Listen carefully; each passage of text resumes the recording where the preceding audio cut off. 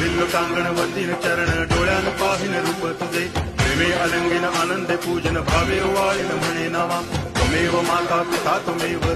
बंधुश्च सखा त्वमेव विद्या द्रवणं त्वमेव सर्वं मम देव आयेन वाचा मनसेन्द्रियैर्वा बुद्ध्यात्मना वा प्रकृति स्वभावा करोमि यद्यत् सकलं परस्मै नारायणाय समर्पयामि अच्युतं केशवं रामनारायणं कृष्ण दामोदरं वासुदेवं हरि श्रीधरं माधवं गोपिकावल्लभं जानकीनायकं राम